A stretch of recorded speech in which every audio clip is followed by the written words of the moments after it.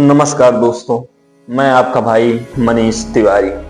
Israel Iran युद्ध के विषय में आपने अभी सुना होगा। क्यों इजराइल और ईरान में यह युद्ध हो रहा है, इसका कारण क्या है? क्यों ईरान और इजराइल आपस में युद्ध कर रहे हैं, इसके पीछे रीजन क्या है? और इजराइल को यह ताकत मिल कहां से रही?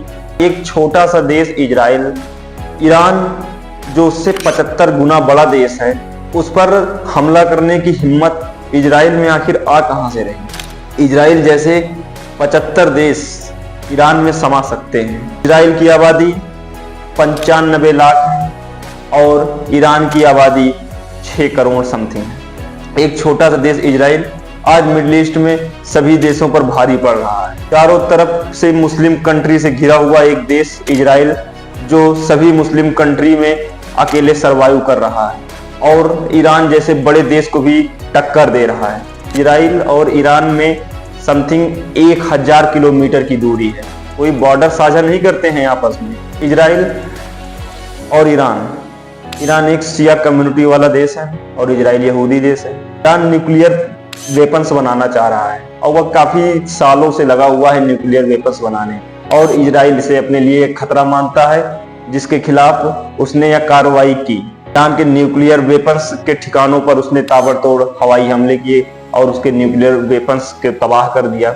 और ईरान के चीफ ऑफ आर्मी स्टाफ और 20 मेन सैन्य अधिकारियों को भी मौत के घाट उतार दिया और काफी साइंटिस्ट को भी उसने मौत के घाट उतार दिया। यह कार्रवाई होने के बाद ईरान को भी बहुत तगड़ा झटका लगा और उसने भी मिडिल ईस्ट में इजराइल के खिलाफ एक मुहिम छेड़ दी, युद्ध की घोषणा कर दी। अब बात आती है कि अमेरिका किसकी तरफ जाएगा।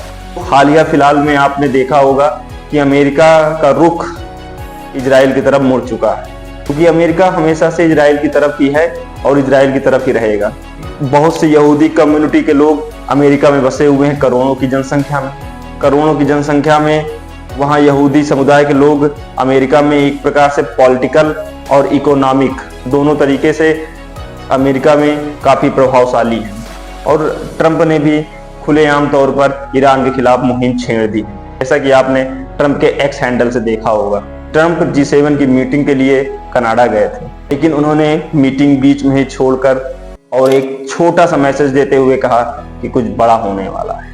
आखिर क्या बड़ा होने वाला है, क्या होगा, अभी तो कुछ कहा नहीं जा सकता फिलहाल में। लेकिन ईरान की तरफ से भी दावे किए जा रहे हैं कि उसने इजराइल के मोस्ट पावरफुल आयरन डोम को विफल कर दिया, और वो तो यहाँ तक दावा कर रहा है कि उसने मोसाद के हेडक्वार्टर को भी उड़ा दिया है। ये वार कहीं न कहीं एक सोशल मीडिया का भी वार है, इंफॉर्मेशन का भी वार है। आज के समय में इंफॉर्मेशन वार कॉमन बात है, क्योंकि इजराइल ने भी अगर ईरान पर हमला किया था तो उसने वीडियो जारी किए थे।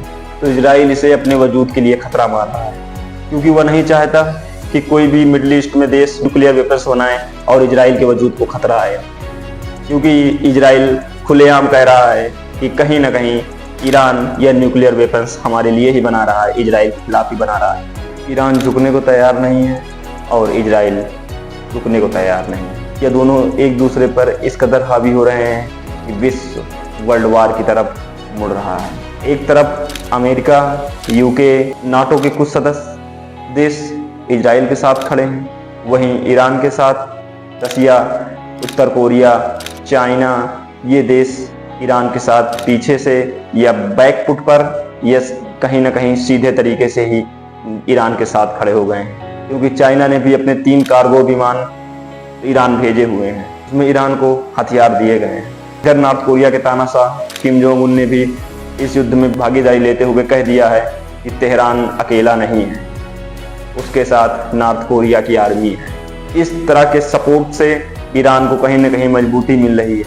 और दूसरी तरफ ट्रंप कह रहे हैं कि खामनेई जो ईरान के शासक हैं वो हमारे निशाने पर हैं, वो जिस बंकर में छिपे हैं उस बंकर को उड़ाने में हमें समय नहीं लगेगा, लेकिन हम अभी उनको मारने के विषय में कुछ सोच नहीं रहे हैं।